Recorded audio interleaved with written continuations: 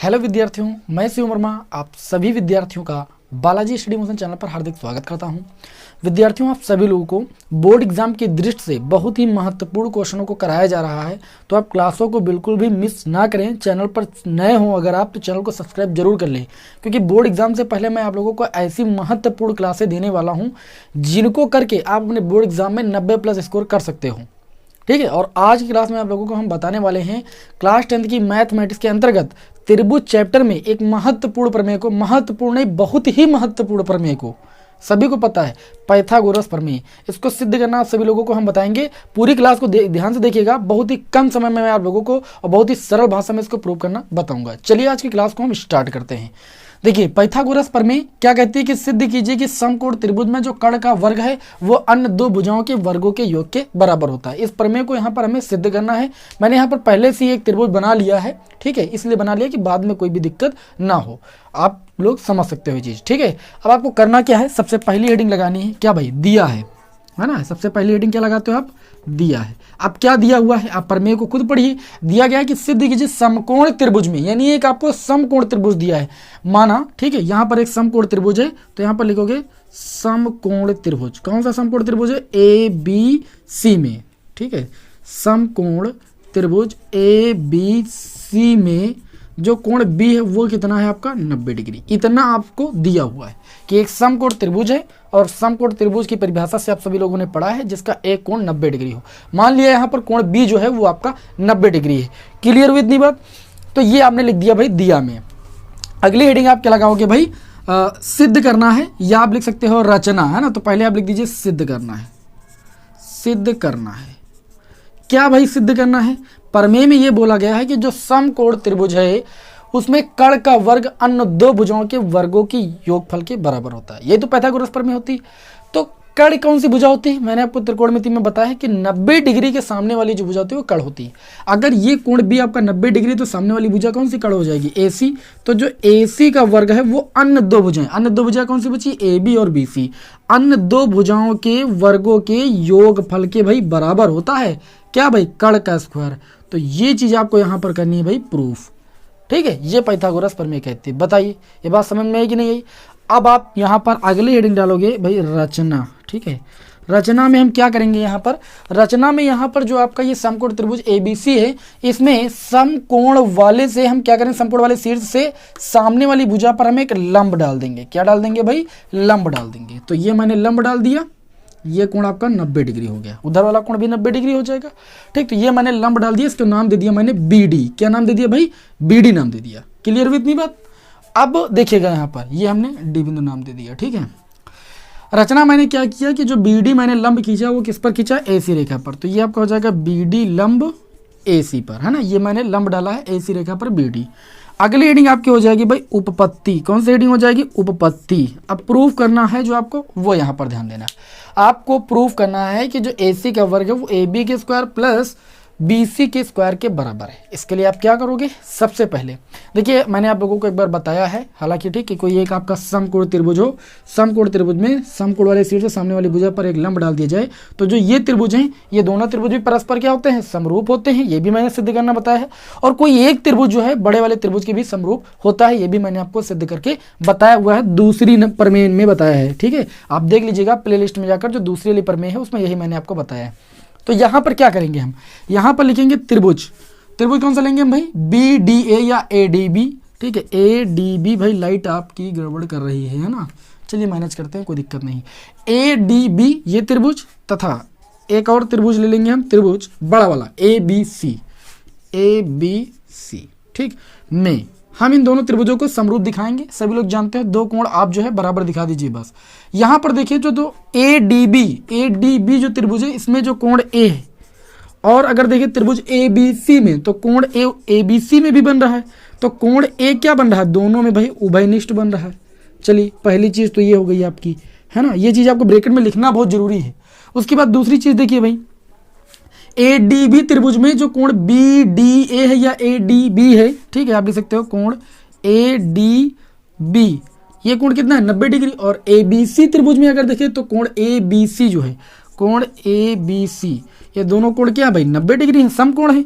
इस प्रकार आप लिख सकते हो, क्या लिख सकते हो भाई, कोण कोण समरूपता से, क्या भाई, कोण कोण समरूपता से, कोण कोण समरूपता से, कोण कोण समरूपता से जो ये त्रिभुज आपका ADB है, ये क्या हो गया भाई, ये आपका समरूप हो गया किस त्रिभुज ABC के, ठीक है। और जब दो त्रिभुज आपके समरूप होते हैं, ठीक है, जब दो त्रिभुज आपके समरूप होते हैं तो उनकी भुजाओं में कैसा संबंध होता है, आनुपातिक संबंध होता है ना। तो ये जो त्रिभुज था ADB, ये त्रिभुज समरूप हो गया बड़े वाले त्रिभुज ABC के, तो हम यहाँ पर आनुपातिक संबंध दिखाएंगे। आनुपातिक संबंध देखिए क्या दिखाएंगे, अगर हम ADB त्रिभुज की अगर हम AB भुजा ले लें, क्या ले लें, AB भुजा, तब करके यहाँ पर लिख दीजिएगा AB भुजा, तो जो आपकी इस बड़े वाले त्रिभुज ABC की भुजा हो जाएगी वो आपकी हो जाएगी AC, संगत भुजा आपको लेना है ना। देखिए कैसे, ये कोण 90 डिग्री है ADB त्रिभुज में, ये कोण 90 डिग्री, इसके सामने की भुजा हम AB ले रहे हैं, तो ये कड़ लिया मैंने, तो बड़े वाले त्रिभुज को हमने समरूप की सिद्ध किया, तो बड़े वाले त्रिभुज में ये कोण 90 डिग्री था, तो इसके सामने भुजा ये कड़ होगा जाएगी, मतलब इस त्रिभुज के लिए ये कड़ और बड़े वाले त्रिभुज के लिए ये कड़, संगत भुजा होगी कि नहीं होगी, इसलिए मैंने इन दोनों का अनुपात दिखा दिया है। इसको हम दिखा सकते हैं भाई, देखिए कैसे, AD है ना, इस त्रिभुज की भुजा आप देखिए AD, और बटे में बड़े वाले अगर त्रिभुज की बात करें तो हम AB भुजा ले सकते हैं। ध्यान दीजिएगा, हमने क्या किया, इस छोटे वाले त्रिभुज की भुजा AD ले ली है, तो जो बड़े वाला त्रिभुज है इसकी भुजा AB ले लेंगे। इसको आप पलट सकते हो, देखिए ये त्रिभुज आप ऐसे बना लीजिए है ना, और उस त्रिभुज को आप देखिए आप थोड़ा ऐसे कर लीजिए है ना, जब ऐसे कर लोगे तो ये ऐसे थोड़ा सा बन जाएगा, ऐसे एक समकोण त्रिभुज बना सकते हो। ये C शीर्ष आ जाएगा यहाँ पर, ये B वाला शीर्ष आ जाएगा यहाँ पर 90 डिग्री, और A वाला शीर्ष यहाँ पर आ जाएगा, ठीक है। और ये जो त्रिभुज है AD, और ये आपका हो गया B, क्लियर हुई। अब इसी में मैंने क्या किया है, AB भुजा ली, तो इसकी संगत भुजा आपकी आप देख सकते हो AC हो गई। उसके बाद मैंने AD ली है, यानी ये भुजा ली है, तो इसकी संगत भुजा B है या AB हो गई, तो मैंने AB लिख दिया। बताइए ये बात क्लियर हुई कि नहीं क्लियर हुई। मैंने अलग अलग त्रिभुज बना के इसीलिए बता दिया कि आपको ये जो है दिक्कत ना होने पाए, क्योंकि ये दिक्कत अधिकतर स्टूडेंट को होती है, ठीक है। संगत भुजाएं कैसे लेनी है, इस थोड़ा त्रिभुज को अलग कर लीजिएगा और बड़े वाले त्रिभुज को अलग बना लीजिएगा, बस संगत भुजाएं समझ में आ जाएंगी। क्लियर हुई बात, चलिए ये बात क्लियर हो गई तो बहुत अच्छी बात है। अब यहाँ पर हम क्या करेंगे, इसको मान लेंगे भाई, इसको गुणा कर लेंगे, पहले गुणा कर लीजिए इसको, तो ये आपका हो जाएगा AB कैंची गुणा कीजिए आप, कैंची गुणा करोगे तो ये आपका हो जाएगा AB का गुणा क्या हो जाएगा AB स्क्वायर बराबर AD और AC का गुणा हो जाएगा AD और गुणे भाई AC। इसको आप समीकरण 1 मान लीजिए, ठीक है।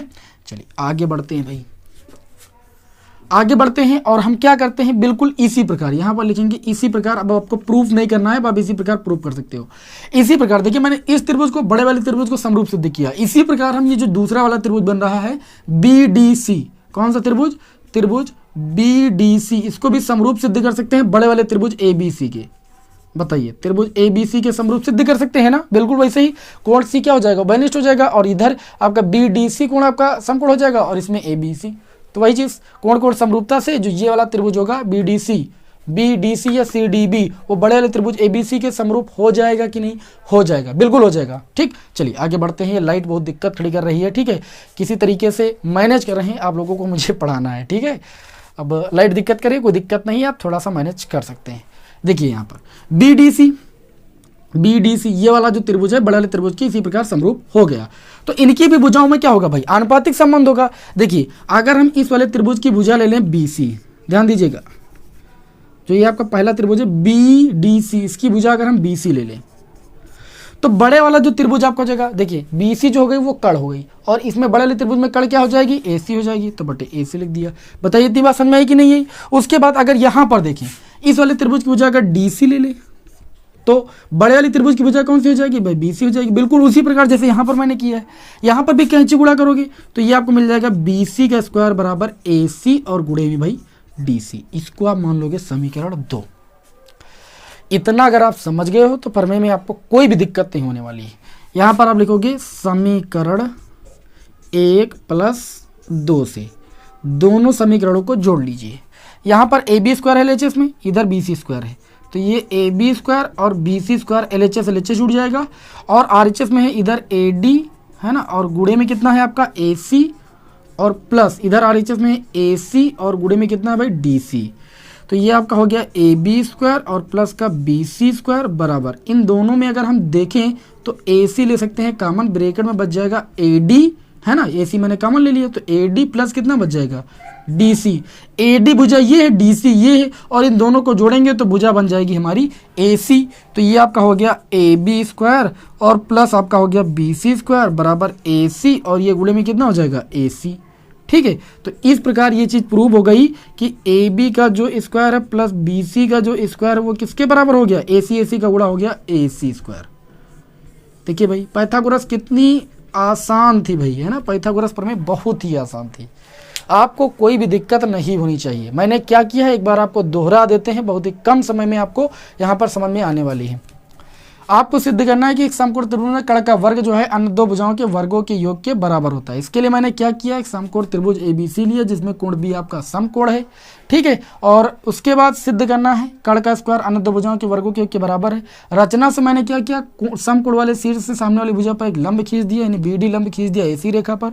मैंने क्या किया, इस वाले त्रिभुज को बड़े वाले त्रिभुज के समरूप दिखा दिया, ठीक है, तो दो त्रिभुजों को समरूप दिखाया तो उनकी भुजाओं में क्या हो जाएगा, आनुपातिक संबंध हो जाएगा। तो छोटे वाले त्रिभुज की AB भुजा इसकी संगत भुजा बड़े वाले त्रिभुज की क्या हो जाएगी AC, और छोटे वाले त्रिभुज की AD भुजा तो बड़े वाले त्रिभुज की संगत भुजा बन जाएगी AB।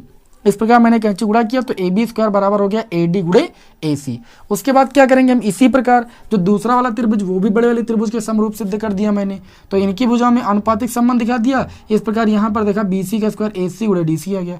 दोनों समीकरणों को जोड़ लिया, AB square plus BC square, और इधर इधर जोड़ लिया, दोनों में AC कॉमन मिला, AC कॉमन ले लिया तो AD प्लस कितना बचा DC। मैंने देखा कि AD और DC का योग मिलकर ही बन रहा था AC, इसलिए मैंने इसके स्थान पर AC लिख दिया, ठीक है। AC का गुणा हो गया AC स्क्वायर, तो AC स्क्वायर कर्ण का स्क्वायर बराबर AB square plus BC square के बराबर हो गया, अन्य दो भुजाओं के वर्गों के योगफल के बराबर।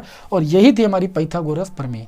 समझ में आ गई होगी। मात्र 11 मिनट में मैंने आप लोगों को इस प्रमेय को सिद्ध करना बता दिया। उम्मीद करता हूं कि एग्जाम में आएगी तो आप इसको तुरंत प्रूव कर लोगे। चलिए फिर मिलते हैं आपको नेक्स्ट वीडियो में। जय हिंद, जय भारत।